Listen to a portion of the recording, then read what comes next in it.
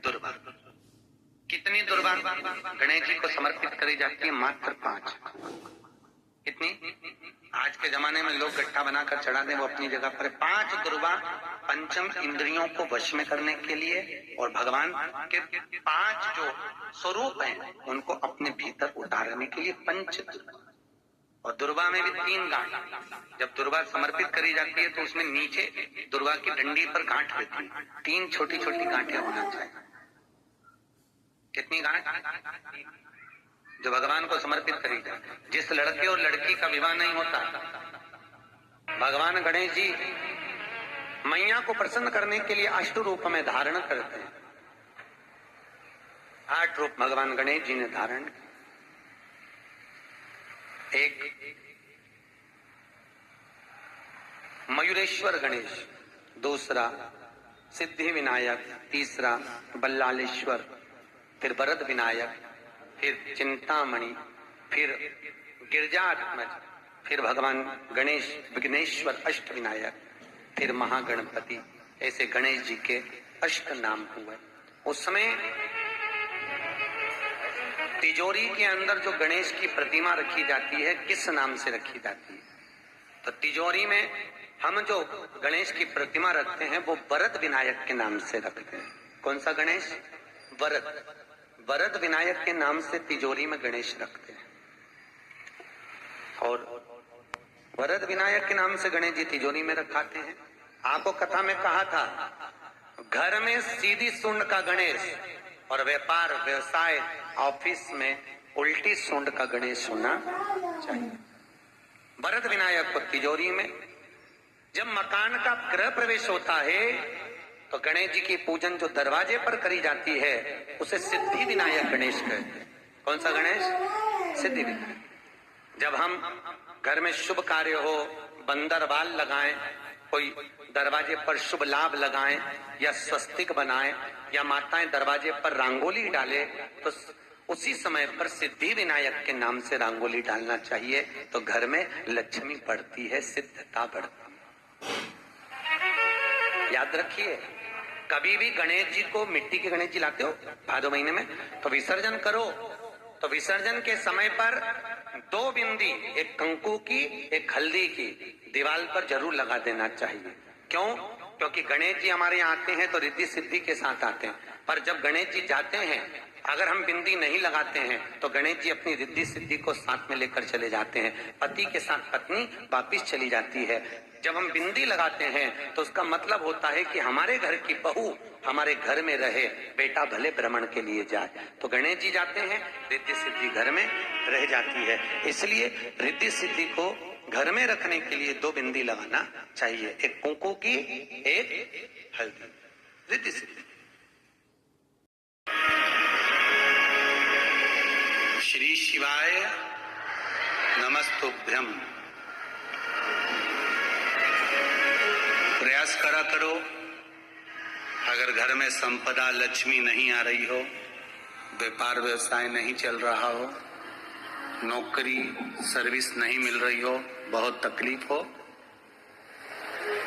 7 बेलपत्री केसर को घिसकर चंदन बनाकर बेलपत्री पर बीच वाली पत्ती पर ओम लिखना है। दोनों पत्तियों पर भी एक आद्यशक्ति जगदम्बा के नाम की केसर की बिंदी लगाना है, दूसरे में श्री गणेश रिद्धि सिद्धि के नाम की बिंदी लगाना है। शिव जी पर समर्पित करते जाओ, शंकर को चढ़ाते जाओ। प्रथम गिनती में पूजा जाता है, प्रथम भाग उसको पूज्य। ठीक है, जाओ परिक्रमा कर कर। अब गणेश जी महाराज बैठ गए चूहे पर, कार्तिकेय बैठ गए मोर पर। कार्तिकेय घर के बड़े थे, ये बात का ज्ञान था। तो कार्तिकेय जी ने कहा अगर माता पिता का कहना नहीं मानेंगे तो अच्छा नहीं लगेगा। तो कार्तिकेय जी तुरंत मोर पर चढ़कर और परिक्रमा करने निकल गए। भगवान ने तुरंत वर दे दिया, प्रथम गिनती में तुम गिने जाओगे।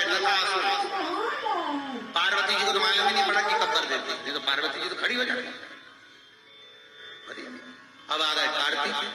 कार्तिक ने आकर कहा, दंडवत करता हूं, प्रणाम,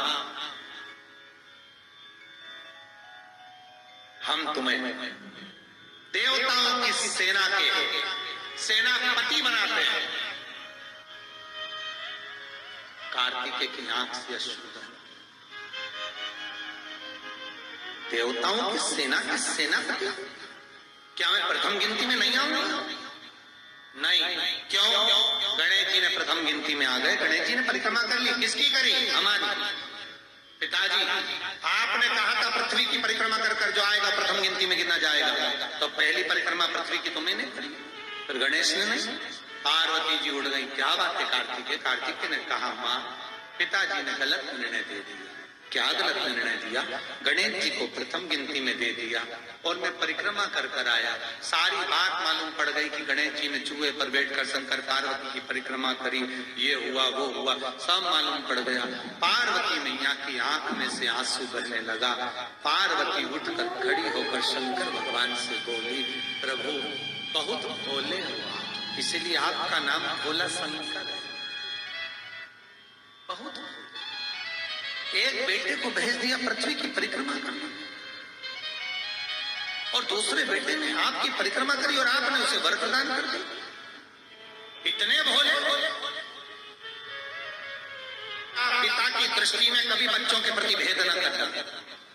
कभी मत कहना, माँ से निवेदन है कि मेरा बड़ा बेटा अच्छा कि छोटा अच्छा, मंजरा अच्छा कि संजला अच्छा, कभी मत कहना। क्यों?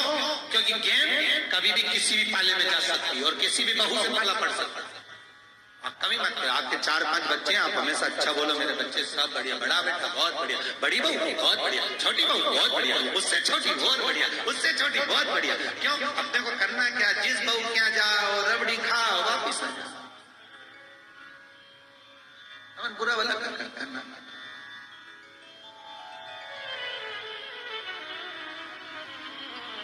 बहुत बढ़िया, क्या अच्छा,